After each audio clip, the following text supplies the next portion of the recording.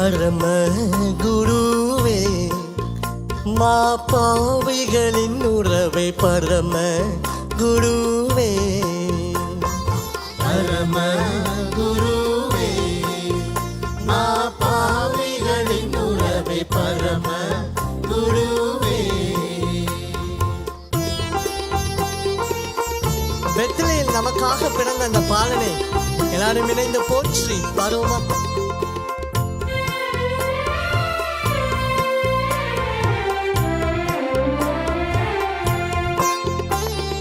பெத்தளை பதியில் வந்த போதா உலகத்தை மிக்க வந்த குருநாதா எம்மை மித்த கதி சித்த திருப்பாதா திரு ரத்தம் சிந்தின பரம நீதா பரம குருவே மா பாவிகளின் உறவை பரம குருவே.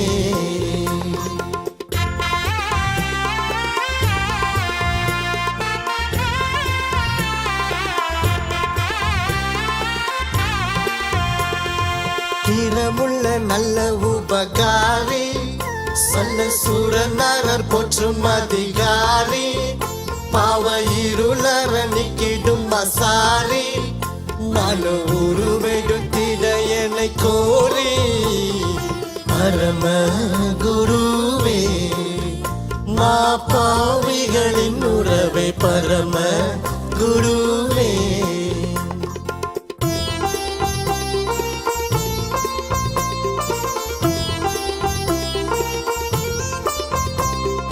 இயேசுவென்பதன் திருநாமம் அதை பேசினால் வருமே சுபஷேமம் பரதேசியை நமக்கும் சுவிசேடம் இது தாசினில் அதுவே தாபம் பரம குருவே மா பாவிகளின் உறவை பரம குருவே பரம குருவே மா பாவிகளின் உறவை பரம குருவே.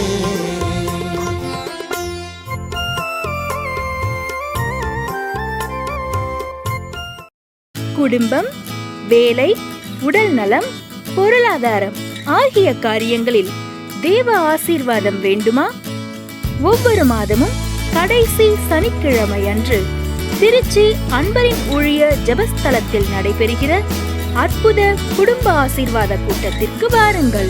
தேவ செய்தியினை வழங்கி உங்கள் ஒவ்வொருவருக்காகவும் பாரத்துடன் ஜெபிக்க வருகிறார்கள் டாக்டர் ஆனந்தஸ்திரா மற்றும் குடும்பத்தினர்.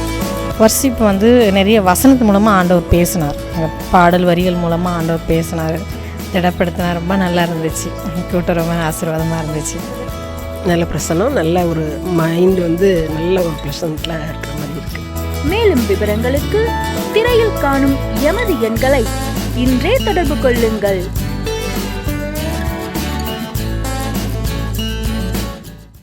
தோகமலையில் அற்புதத்தின் மாலை, நாள் மே 26 ஞாயிற்றுக்கிழமை, நேரம் மாலை 5 மணி முதல் இரவு 8:30 மணி வரை.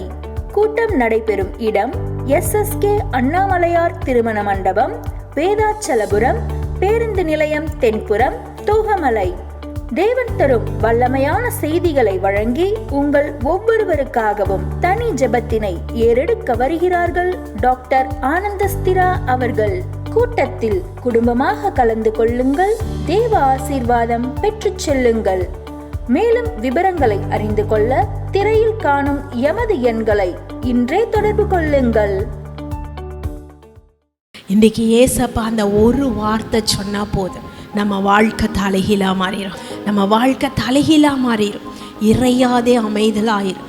குடும்பத்தில் இருக்கிற சமாதான குறைவுகள், குடும்பத்தில் இருக்கிற பிரச்சனைகள், வறுமைகள், கடன் பிரச்சனைகள், பிள்ளைகளுடைய வாழ்க்கையில் இருக்கிற பிரச்சனைகள், நமக்கு இருக்கிற வியாதிகள், சோர்வுகள் எல்லாமே தலைகீழாக மாறிடும். கலிலேயா கடலை கடந்து இன்னொரு இடத்திற்கு போகிறார். அப்போ அந்த கடலை கடக்கும் பொழுது அநேக படகுகள் அங்கே என்ன இருந்துச்சு இருக்குது. முந்தி காலத்தில் இந்த காலம் மாதிரி ஸ்பீட் போட்டு, எலக்ட்ரிக் போட்டு, மோட்ரு போட்டு இதெல்லாம் கிடையாது இல்லையா. சாதாரண நம்ம படகு தண்டு வலிச்சிட்டு போகிற போட்டு தான். அப்போ அந்த மாதிரி படகுகள் ஒரு இடத்துல நிறைய இருந்தது அப்படின்னு எழுதப்பட்டிருக்கிறது. ஒரு சமயம் நாங்கள் மலேசியா தேசத்திற்கு போன பொழுது எல்லாரும் சொன்னாங்க, இந்த கடலில் வந்து போட்டில் போவாங்க, அது ரொம்ப நல்லாயிருக்கும் அப்படின்னு சொன்னாங்க.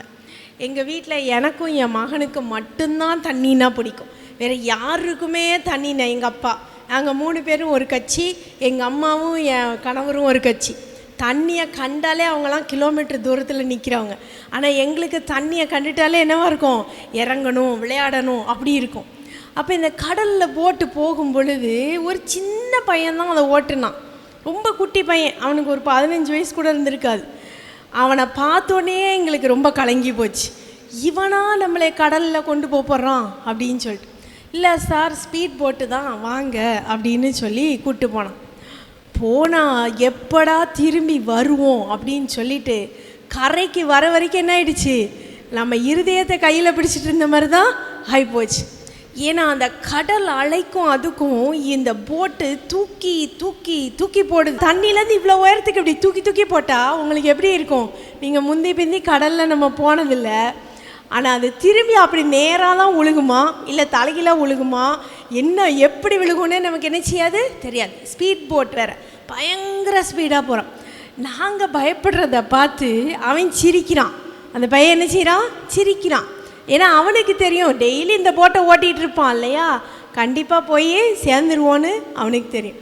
அப்புறம் போட்டை இறக்குனானோ இல்லையோ, அப்பா எங்களை ஆளை விடு சாமி போதும்னு சொல்லிட்டு ஜீவன் தப்ப ஓடுன மாதிரி என்ன செஞ்சிட்டோம், ஓடிட்டோம். இந்த காலத்துலேயே நமக்கு இவ்வளோ பயம் இருக்குது. அப்போ அந்த காலத்தில் நீங்கள் பாருங்கள், படகுல போகும் பொழுது லேசாக ஒரு அலை கூட வந்துட்டாலே என்ன செய்வாங்க, ரொம்ப பயந்துருப்பாங்க. ஆனால் பைபிள் சொல்லுது, படகு அமிழத்தக்கதாய் என்னவா இருந்துச்சா, படகு அமிழ்ந்து போகத்தக்கதாய் தண்ணீர் படகுக்குள்ளே வர ஆரம்பிச்சிச்சு. காற்று, பயங்கரமான காற்று, தண்ணி, அவ்வளோ தண்ணி. அப்போது இயேசு என்ன செய்து கொண்டிருந்தார், தலையணையை வைத்து நித்திரையாயிருந்தார். கப்பலின் பின்னணியத்திலே அவர் என்ன செய்தார், நித்திரையாயிருந்தார் என்று சொல்லி பைபிள் சொல்லுது. அப்போ நீங்கள் நல்லா யோசித்து பாருங்கள், நம்முடைய ஆண்டவராகிய கர்த்தர் ஒரு போட்டில் போகிறாருன்னா நமக்கு ஒரு வேளை இப்போ வந்து ஏசப்பா எவ்வளோ வல்லமையானவர்னு தெரியும். ஆனால் அந்த காலத்தில் மீனவர்கள், இவங்க எல்லாருமே மீனவர்கள் தான். இந்த சீஷர்களில் பாதிக்கு பேர் மேலே என்னது, மீனவர்கள். அப்போ இந்த மீனவர்கள் அந்த கடலுக்கு பயந்துருப்பாங்களா, பயப்பட்டிருக்க மாட்டாங்களா? பயப்படவே மாட்டாங்க. ஏன்னா அவங்களுக்கு அந்த கடலில் போகிறது வர்றது சர்வசாதாரணம். நம்ம ஊர்களில் கூட நம்ம பார்க்குறோம் இல்லையா, படகுல போகாதீங்க, மீன் பிடிக்க போகாதீங்க அப்படின்னு சொல்லி என்ன செய்வாங்க, அனௌன்ஸ்மெண்ட் கொடுத்துக்கிட்டே இருப்பாங்க. ஆனால் அந்த தொழில் செய்கிறவங்களுக்கு அதை குறித்ததான ஒரு கொஞ்சம் கூட என்ன இருக்காது, பயம் இருக்காது. ஆனால் இந்த நேரத்தில் என்னாச்சு, பயங்கரமான கொந்தளிப்பு, பயங்கரமான ஒரு புயல், பயங்கரமான காற்று. சீஷர்களே பயப்படும் அளவிற்கு மீனவர்களே என்ன செஞ்சிட்டாங்க, நம்ம அமிழ்ந்து போயிடுவோம், நம்ம மறித்து போயிடுவோம் அப்படின்னு சொல்லி பயப்படுறாங்க. நம்ம வாழ்க்கையிலையும் அப்படி தான். அநேக சமயங்களில் நமக்கே எப்படி இருக்கும், ஒரு பயம் இருக்கும். இந்த வருஷத்தை நம்ம கடந்துருவோமா, நம்ம குடும்பத்தில் இந்த காரியம் நடக்குமா. நிறைய பேர் அப்பாமார் வந்து சொல்லுவாங்க, என் குடும்பத்தில் என் பிள்ளைக்கு இந்த திருமணம் நடக்குமா, என் பிள்ளையோட குடும்பத்தில் சமாதானம் இருக்குமா, என் கணவர் மனம் திரும்புவாரா, எப்போ பார்த்தாலும் என் குடும்பத்தில் ஒரு கலக்கம், ஒரு திகில், ஒரு பயம் இருந்து கொண்டே இருக்கிறது அப்படின்னு சொல்லுவாங்க. பயம் இருந்துக்கிட்டே இருக்குது. அப்போ என்னத்துக்கு பயம்? இந்த காலத்தில் பயத்துக்கும் கலக்கத்திற்கும் அளவே இல்லை. எவ்வளவோ டெக்னாலஜி முன்னேறிடுச்சு, விஞ்ஞானம் முன்னேறிடுச்சு, மனுஷன் அதை கண்டுபிடிச்சிட்டான், இதை கண்டுபிடிச்சிட்டான் அப்படிலாம் சொல்கிறாங்க. ஆனால் மனுஷன் பயப்படுறது சாதாரண சின்ன விஷயத்துக்கு கூட என்ன செய்யிட்டான், மனுஷன் பயப்பட ஆரம்பிச்சிட்டான், ரொம்ப பயப்பட ஆரம்பிச்சிட்டான். ஐயோ இது நடந்துருமோ, அது நடந்துருமோ. இந்த பயத்திலேயே மனுஷன் என்ன பண்ணுறான், நீங்கள் நல்லா பாருங்கள், அந்த காலத்து மனுஷர், நீங்கள் ஒரு 60 வயசுக்கு மேலே இருக்கவங்கள்ட்ட போய் கேட்டு பாருங்களேன். அவங்க வாலிபர்களாக இருந்தப்போ யாருமே சொல்லியிருக்க மாட்டாங்க, நீ இந்த பேங்க்கில் போடு, அந்த ஷேரில் போடு, இந்த போஸ்ட் ஆஃபீஸில் போடு, இப்படிலாம் ஒருத்தருமே எந்த ஒரு ஸ்டெப்பை என்ன செஞ்சுருக்க மாட்டாங்க, எடுக்கவே மாட்டாங்க. வர்றது சாப்பாட்டுக்கு இருக்கும், மிச்சத்தை கொஞ்சம் சேர்த்து வைப்பாங்க. அடுத்த சீசனில் வயலுக்கு என்ன செய்வாங்க, அதை பயன்படுத்துவாங்க. பிள்ளைகளுக்கு கல்யாணம்னு ஒரு நகை சேர்த்து வைப்பாங்க. இவ்வளவு தான் நடக்கும். ஆனாலும் அவங்க கையில் என்ன செய்யாது, காசு இல்லாமல் இருக்கவே இருக்காது. காசு இருந்துக்கிட்டே இருக்கும். ஆனால் இந்த காலத்து மக்களை நீங்கள் யோசிச்சு பாருங்கள். கிரெடிட் கார்டு லோனுங்கிறான், வண்டிக்கு லோனுங்கிறான், வீடு கட்ட லோனுங்கிறான், அந்த லோன் இந்த லோன், அப்படி லோன் இப்படி லோன் எல்லாம் இருக்குது. ஆனால் நாளைக்கு வேலை போயிடுச்சுன்னா கையில் காசு இல்லை. அந்த மாதிரி ஒரு பயத்தில் தான் மனுஷன் என்ன செஞ்சிட்ருக்கான், வாழ்ந்துட்டுருக்கான். நம்ம குடும்பங்கள்லேயும் அப்படி நிறைய நடக்கிறத நம்ம பார்க்குறோம். என்னத்தில் பயம் வரும், இந்த வியாதி வந்துடுமா, ஒரு சின்ன புண்ணு வந்துட்டா கூட என்ன ஆகுது, ஒரு பெரிய விஷயமாய் மாறி போகிறது. ஏதாகிலும் இருக்குமோ, ஏதாவது நடந்துருமோ. ஒரு சமயத்தில் ஒரு தம்பி ஒரு ஜெபத்திற்கு வந்தான். அப்போ அந்த தம்பி சொன்னான், நைட்டு வயிற்று வலி வந்துச்சு. வயிற்று வலி வந்தோடனே நான் டாக்டர்கிட்ட போனேன். ஐயோ வயிறு ரொம்ப வலிக்குதே அப்படின்னு சொல்லிட்டு பக்கத்தில் இருக்க டாக்டர்கிட்ட போனேன். அந்த டாக்டர் இல்லை அப்படின்னு சொல்லிட்டு இன்னொரு பெரிய ஆஸ்பத்திரி, பேர் போன ஒரு ஆஸ்பத்திரிக்கு போனேன். அந்த ஆஸ்பத்திரிக்கு போனோன்னே டாக்டர் என்ன செஞ்சார், படுத்துரு அட்மிஷன் ஆயிரு, 30,000 ரூபா கட்டு, உனக்கு அப்பெண்டிசைட்டிஸ் ரொம்ப முடியாமல் இருக்க, சீரியஸாக இருக்க, உடனே ஆப்ரேஷன் பண்ணணும் அப்படின்னு சொல்லிட்டார். ஆனால் காசு கையில் இல்லை. ஆனால் என்ன சொல்கிறாரு, நீ 30,000 ரூபாயை கட்டுனாதான் ஆப்ரேஷன் பண்ணுவேங்கிற. உடனே அவங்க அப்பா என்ன பண்ணியிருக்காரு, பரவாயில்லப்பா வா, நம்ம கையில் காசு இல்லை அப்படின்னு சொல்லிட்டு ஜோம் பண்ணுவோன்னு ஜெப எண்ணெய் எடுத்துக்கிட்டு வீட்டுக்கு வந்து நல்ல ஜெப எண்ணெயை போட்டு பூசிட்டு படுத்துட்டான். காலையில் பக்கத்தில் இருக்க டாக்டர்கிட்ட போய் ஒரு சாதாரண ஒரு மாத்திரை கொடுத்துருக்காரு. அந்த டாக்டர் வயிற்று வலி மாத்திரை. அவனுக்கு வயிற்று வலியும் சரியாக போச்சு, எல்லாமே சரியாக போச்சு. ஆப்ரேஷனும் பண்ணலை, ஒன்றும் பண்ணலை. இப்படி ஒரு பயம்தான் மனுஷருக்குள்ளே என்ன இருக்குது. கொஞ்சம் இல்லை நம்ம அமைதியாக இருந்தாலும் என்ன செஞ்சுருவாங்க, பக்கத்தில் இருக்கிறவங்க கலக்கி விட்டுருவாங்க. அந்த மாதிரி பயம்தான் சீஷர்களுக்கு அன்றைக்கு இருந்தது. என்ன ஆகுமோ, என்ன நடக்குமோ, நம்ம ஜீவன் தப்புமா, நம்ம ஜீவனோடு இந்த கரையை கடப்போமா அப்படின்ற பயம் இருந்துச்சு. பயங்கரமான சத்தம், பயங்கரமான இரைச்சல், பயங்கரமான ஒரு ஆபத்து அவங்களுக்கு காத்திருக்குது. ஆனால் அந்த சமயத்தில் இந்த சீஷர்கள் என்ன செய்கிறாங்க தெரியுமா, போய் ஏசப்பாவை பார்க்குறாங்க. அந்த ஒரு படகுல, அந்த ஒரு சின்ன படகுல ஒரு வேளை மேல்தட்டு கீழ்த்தட்டு இருந்திருக்கலாம், இல்லைன்னா முன்னாடி பின்னாடின்னு இருந்திருக்கலாம். அந்த ஒரு சின்ன படகுல எல்லாரும் பயந்து கூக்குரலிட்டு சத்தம் போட்டுட்டு காற்று இவ்வளோ சத்தமாக இருக்கும்போது ஏசப்பா கேட்டிருக்காதா? யோசிச்சு பாருங்கள். நம்ம ஒரு மனுஷன் அந்த நேரத்தில் இதே ஒரு மனுஷன் தூங்கியிருந்தானா நம்ம என்ன செஞ்சுருப்போம், அடித்து எழுப்பியிருப்போம். என்னடா நினச்சிட்டு இருக்க, உனக்கு என்ன இப்படி தூக்கம் வேணுமா அப்படி கேட்டிருப்போமா இல்லையா? ஆனால் இங்கே ஏசப்பா நித்திரையாயிருந்தார். ஏசப்பா தூங்கிட்டு இருக்கார். அப்போ சீஷர்கள் போய் கேட்குறாங்க, ஐயரே நாங்கள் மடிந்து போகிறது உமக்கு கவலை இல்லையா அப்படின்னு கேட்குறாங்க. ஒரு இடத்துல அப்படி கவலை இல்லையான்னு எழுதப்பட்டிருக்கு, இன்னொரு இடத்துல வச்சுருக்காங்க ஐயரே நான் மடிந்து போகிறோம். அவன் நினச்சிட்டான் காற்றும் கடலும் வரதை பார்த்துட்டு நம்ம மட்டும் சாக மாட்டோம், யார் செத்து போயிடுவா, ஏசப்பாவும் தண்ணியில் சேர்ந்து முங்கி செத்துருவார் அப்படின்னு நினச்சான். நாங்கள் மடிந்து போகிறோம், நம்ம மடிந்து போகிறோம், நம்ம செத்து போகிறோம் ஆண்டவரே, நீர் தூங்கிட்டு இருக்கீரே அப்படிங்கிறான். நிறைய சமயங்களில் நமக்கும் கூட அப்படி தான் தோணும் இல்லையா? நம்ம எவ்வளோ ஜெபம் பண்ணுறோம், ஆனால் ஏசப்பா எப்படி இருக்கார், அமைதியாக இருக்கார், பதிலே கொடுக்கறதில்ல. இந்த மாதிரி ஒரு காரியம் வரும்பொழுது நிறைய பேர் முடிவே பண்ணிடுவான். என்ன முடிவு பண்ணிடுவான், கடவுள்னு ஒருத்தர் இல்லவே இல்லைன்னு சொல்லி. நிறைய பிள்ளைகள், வாலிப பிள்ளைகள் அப்படி தான் சொல்கிறாங்க. என்ன சொல்கிறாங்க தெரியுமா, உலகத்தில் இவ்வளோ தீமை நடக்குது, ஒரு நல்ல கடவுள், நீங்கள் பிரசங்கிக்கிற இயேசு கிறிஸ்து ஒரு நல்ல கடவுளாக இருந்தால் ஏன் இயேசு கிறிஸ்து இதையெல்லாம் கண்ட்ரோல் பண்ணக்கூடாது? ஏன் அமைதியாக இருக்கிற? ஒரு தீமை நடக்குது, அநியாயமாக நம்மளை பற்றி குற்றம் சாட்டுறாங்க, அநியாயமாக நம்மளை சொல்கிறாங்க, ஏன் ஏசப்பா அவங்களுக்கு தண்டனை கொடுக்க மாட்டேங்கிறாரு? அநியாயமாக எத்தனையோ பேரை கொலை பண்ணுறாங்களே, அநியாயமாக என்னுடைய குடும்பத்தில் பிரச்சனை உருவாக்குறாங்களே, அநியாயமாக என்னை அடிக்கிறாங்களே, உதைக்கிறாங்களே, எல்லாம் பண்ணுறாங்களே, ஏன் இயேசு அமைதியாக இருக்கிறார்? ஏசப்பா நித்திரையாக இருக்கிறாரே அப்படின்னு நமக்குள்ளே என்ன இருக்குது, ஒரு பெரிய கேள்வி வருகிறது. யோபு அப்படி தான் சொன்னான். யோபு என்ன சொன்னான் தெரியுமா? யோபு எழுதின புஸ்தகத்தில் 9ஆம் அதிகாரம் 11ஆம் வசனத்தில், இதோ அவர் என் அருகில் போகிறார், நான் அவரை காணேன், அவர் கடந்து போகிறார், நான் அவரை அறியேன். நான் வலது பக்கம் போனேன் அவரை காணோம், இடது பக்கம் போனேன் அவரை காணோம். அவர் இங்கே தான் இருக்கார், அவருடைய கை என் மேலே அமிழ்த்துகிறது. ஆனாலும் நான் என்ன செஞ்சேன்? அவரை தேடினேன், அவரை காணலைன்னு சொல்கிறான். அதே சங்கீதக்காரன் சொல்கிறான், சங்கீதம் 89:46 ஆண்டவரே என்றைக்கும் மறைந்திருப்பீரோ அப்படின்னு கேட்குறான். என்ன கேட்குறான்? என்றைக்கும் மறைந்திருப்பீரோ, உம்மை நாங்கள் பார்க்கணும், நீர் எங்களுக்கு அற்புதம் செய்யணும், நீர் எங்களுக்கு விடுதலை தரணும், இப்படிலாம் நாங்கள் ஜெபம் பண்ணிட்டு இருக்கிறோமே, ஆனால் நீங்கள் என்றைக்குமே மறைஞ்சிருப்பீங்களா ஆண்டவரே அப்படின்னு கேட்குறோம். எத்தனை முறை அப்படி ஜெபம் பண்ணியிருக்கோம் யோசிச்சு பாருங்கள். நான் எவ்வளோ வருஷம் ஜெபம் பண்ணுறேன், ஆண்டவர் எனக்கு பதில் கொடுக்கல. நான் எவ்வளோ வருஷம் ஜெபிக்கிறேன், ஆண்டவர் அமைதியாக இருக்கிறார். நான் எவ்வளோ வருஷம் ஆண்டவரை தேடுறேன், ஆண்டவர் எனக்கு பதிலே பேசாமல் இருக்கிறார். அப்படி தான் சீஷர்லாம் அன்றைக்கி நினச்சிருப்பாங்க, என்னடா இவ்வளவு கூக்குரல், இவ்வளவு குழப்பம், இவ்வளவு பிரச்சனை, ஏசப்பா அமைதியாக இருக்கிறாரே, ஏசு நித்திரையாயிருக்கிறாரே அப்படின்னு நினச்சிருப்பாங்க. நீங்கள் அப்படி நினச்சிருந்தீங்கன்னா நல்ல இந்த சம்பவத்தை மனசில் ஏற்றிக்கிடுங்க. ஏசப்பா ஒரு நாள் மறைந்திருக்க மாட்டார். ஏசாயா 49 14 15 நம்ம வாசிக்கும் பொழுது அங்கே தீர்க்கதரிசியின் இடத்துல ஆண்டவர் சொல்கிறாரு, சீயோன் குமாரத்தி சொல்லுகிறாளாம், கர்த்தர் என்னை மறந்தார். கர்த்தர் என்ன செஞ்சிட்டாரு? என்னை மறந்துட்டார் அப்படின்னு சீயோன் குமாரத்தி சொல்கிறா. ஆனால் அதற்கு பதில் ஆண்டவர் என்ன சொல்கிறாரு தெரியுமா?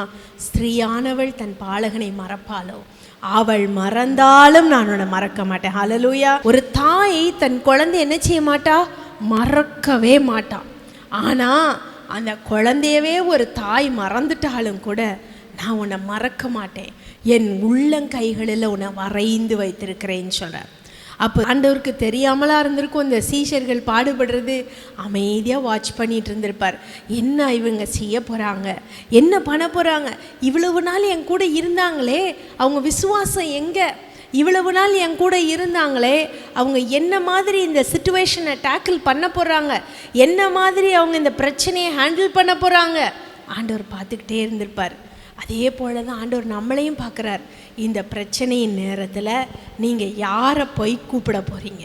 ஆண்டவரை கூப்பிட போகிறீங்களா, இல்லை உலகத்தை கூப்பிட போகிறீங்களா, இல்லை உங்கள் திறமையை நம்ப போகிறீங்களா? அதை தான் ஆண்டவர் அங்கே பார்க்குறார். இப்படி ஒரு பிரச்சனை வருதே, என் மகன் என் மகள் எங்கே போக போகிறான், இப்படி ஒரு பிரச்சனை வருதே, என்னுடைய பிள்ளை என்ன மாதிரி இந்த பிரச்சனையை எதிர்கொள்ள போகிறான், ஆண்டவர் பார்க்குற. ஆண்டவருக்கு தெரியும் உங்களுக்கு ஒன்றும் ஆக விட மாட்டார்.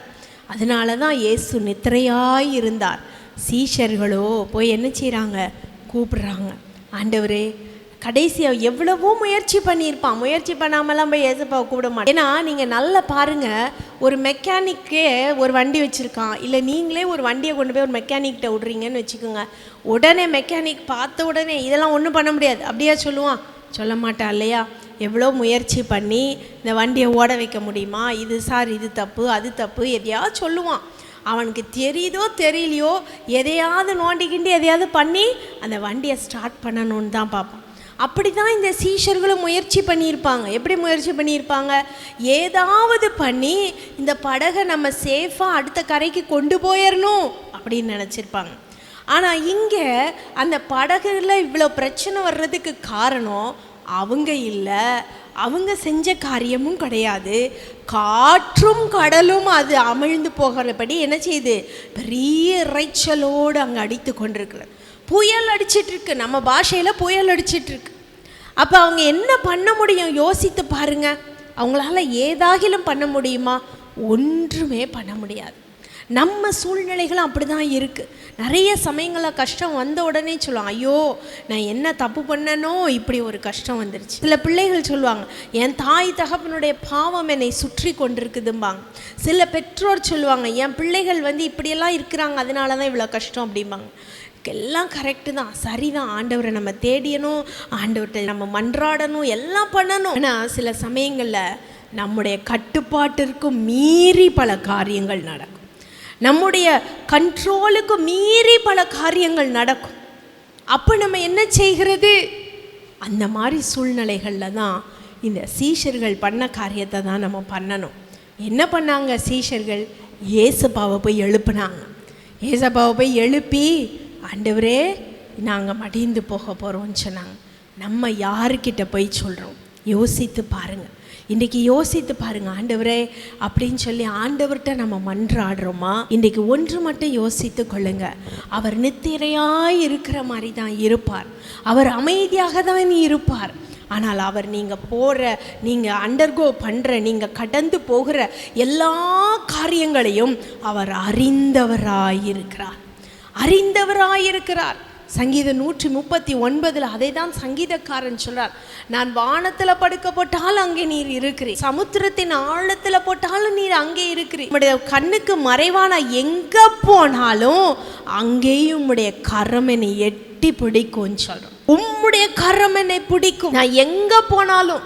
அப்போ நம்ம எங்கே ஆண்டவருக்கு மறைவா எது நடந்துருச்சுன்னு நம்ம நினச்சாலுமே அது ஆண்டவருக்கு மறைவாக என்ன செய்யாது? இருக்கவே இருக்காது. அவர் அதை பார்க்கிறவராயிருக்கிறார், கேட்கிறவராயிருக்கிறார். அதை நல்ல நினைவில் கொண்டுக்கிடுங்க. சூழ்நிலைகளை பார்க்கும் பொழுது ஏசப்பா நம்மளை மறந்துட்டார், ஏசப்பா நித்திரையாக இருக்கிறார், ஏசப்பாவுக்கு வல்லமை இல்லை அப்படின்னு மாத்திரம் நம்ம மனசில் என்ன செஞ்சிடக்கூடாது? முடிவு பண்ணவே கூடாது. பிசாசு அப்படி தான் சொல்லுவான். பிசாசு சொல்லுவான், ஏன் ஏன் ஏன். சமீபத்தில் ஒரு தாய்க்கு ரொம்ப உடம்பு முடியலை. அப்போ பிள்ளைகள் 2 பேரும் ஜெபத்துக்கு வந்திருந்தாங்க. அவங்க சொல்லும் பொழுது சொல்கிறாங்க, என்னுடைய தகப்பன் இவ்வளவு நல்லவராயிருந்தார், என்னுடைய தாய் அவ்வளோ நல்லவராயிருந்தார், ஏன் இவ்வளோ கஷ்டம்? ஏன் ஏசப்பா எங்கள் ஜெபத்தை கேட்க மாட்டேங்கிறார்? ஏன் ஏசப்பா எங்களுக்கு பதில் கொடுக்க மாட்டேங்கிறார் அப்படின்னு சொல்கிறாங்க. அதை நம்ம யோசித்திருந்தோம்னா பதிலே வராது. மாறா சீஷர்களை போல ஏசப்பாட்ட போய், ஏசப்பா நீங்கள் தானே இருக்கீங்க, என்ன பண்ணிகிட்ருக்கீங்க ஏசப்பா அப்படின்னு கேட்குறத விட, ஆண்டவரே நீங்கள் பார்த்து கொள்ளுங்கன்னு சொல்லும் பொழுது அங்கே பாருங்கள், அவங்க போய் எழுப்ப தான் செய்கிறாங்க ஏசப்பாவை. அப்போ ஏசப்பா எந்திரிச்சோன்னு என்ன செய்கிறாரு? காற்றையும் கடலையும் அதட்டினார். இன்னொரு இடத்துல எழுதப்பட்டிருக்கிறது, மார்க் 4ஆம் அதிகாரத்தில், இறையாதே அமைதலாயிரு என்று சொன்னார். இறையாதே அமைதலாயிரு. இன்றைக்கி ஏசப்பா அந்த ஒரு வார்த்தை சொன்னால் போதும், நம்ம வாழ்க்கை தலைகீழாக மாறிடும். ஹல்லேலூயா. நம்ம வாழ்க்கை தலைகீழாக மாறிடும். இறையாதே அமைதலாயிரு. குடும்பத்தில் இருக்கிற சமாதான குறைவுகள், குடும்பத்தில் இருக்கிற பிரச்சனைகள், வறுமைகள், கடன் பிரச்சனைகள், பிள்ளைகளுடைய வாழ்க்கையில் இருக்கிற பிரச்சனைகள், நமக்கு இருக்கிற வியாதிகள், சோர்வுகள் எல்லாமே தலைகீழாக மாறிடும். இறையாதே அமைதலாயிருன்னு சொன்னார். சொன்ன மாத்திரத்தில் காற்றும் கடலும் அமைதியாயிற்று. ஹல்லேலூயா.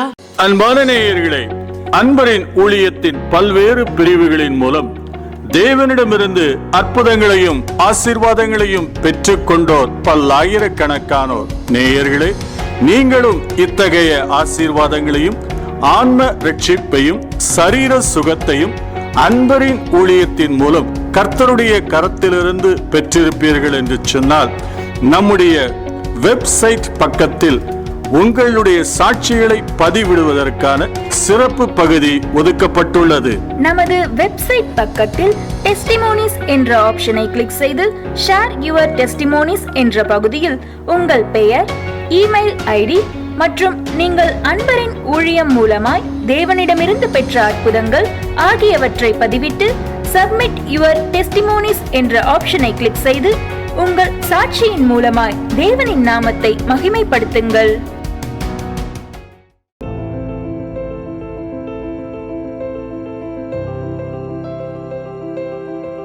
என் பெயர் செல்லம்மாள்.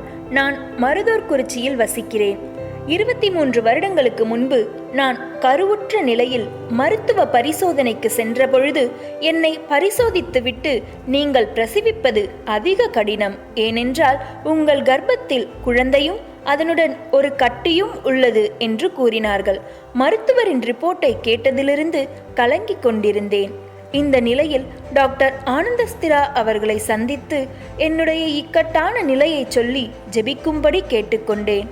சகோதரர் பாரத்துடன் ஜெபித்து பிரசவத்தை பெறப்பண்ணுகிறவராகிய நான் பிரசவத்தை தடுப்பேனோ என்ற வேத வசனத்தை சொல்லி ஜெபித்து, நீங்கள் அற்புதமும் ஆச்சரியமுமான விதத்தில் குழந்தையை பெற்றெடுக்க கர்த்தர் கிருபை செய்வார் என்று சொல்லி அனுப்பினார்கள். அதன்படியே எனக்கு அருமையான ஒரு பெண் குழந்தை பிறந்து இப்பொழுது என் மகளுக்கு 23 வயதாகிறது. அவள் பயோமெடிக்கல் படித்து முடிக்க கர்த்தர் உதவி செய்துள்ளார். எனது கட்டியும் சமீப காலத்தில் மிகவும் இலகுவான முறையில் அகற்றப்பட தேவன் உதவி செய்திட்டார். தேவனுக்கே மகிமை. நேயர்களே, நீங்களும் இத்தகைய ஆசீர்வாதங்களையும் அற்புதங்களையும் தேவனிடமிருந்து பெற்றுக்கொள்ள ஆவலோடு காத்திருக்கிறீர்கள் அல்லவா? உங்கள் வாழ்விலும் தேவன் இத்தகைய அற்புதங்களை செய்ய இன்றும் வல்லவராய் இருக்கிறார். மறவாமல் எமது மினிஸ்ட்ரி ஆஃப் ஜீசஸ் என்னும் யூடியூப் சேனலை இன்றே சப்ஸ்கிரைப் செய்து இத்தகைய ஆசீர்வாதங்களை நீங்களும் பெற்றுக்கொள்ள தேவனுடைய வார்த்தைகளை கவனித்து கேளுங்கள். தேவன் உங்கள் வாழ்விலும் அற்புதத்தை செய்து நீங்களும் வாழ்வில் ஆசீர்வாதம் உள்ளவர்களாய் வாழ அனுகிரகம் செய்வார். குடும்பம், வேலை, உடல் நலம், பொருளாதாரம் ஆகிய காரியங்களில் தேவ ஆசீர்வாதம் வேண்டுமா? ஒவ்வொரு மாதமும் கடைசி சனிக்கிழமை அன்று திருச்சி அன்பரின் ஊழிய ஜெபஸ்தலத்தில் நடைபெறுகிற அற்புத குடும்ப ஆசீர்வாத கூட்டத்திற்கு வாருங்கள். தேவ செய்தியினை வழங்கி உங்கள் ஒவ்வொருவருக்காகவும் பாரத்துடன் ஜெபிக்க வருகிறார்கள் டாக்டர் ஆனந்தஸ்திரா மற்றும் குடும்பத்தினர். வர்ஷிப் வந்து நிறைய வசனத்து மூலமாக ஆண்டவர் பேசினார். பாடல் வரிகள் மூலமாக ஆண்டவர் பேசினார், திடப்படுத்தினார். ரொம்ப நல்லா இருந்துச்சு. கூட்டம் ரொம்ப ஆசீர்வாதமாக இருந்துச்சு. நல்ல பிரசனம், நல்ல ஒரு மைண்ட் வந்து நல்ல ஒரு ப்ளசண்ட்டில் இருக்கிற மாதிரி இருக்குது. மேலும் விவரங்களுக்கு திரையில் காணும் எமது எண்களை இன்றே தொடர்பு கொள்ளுங்கள்.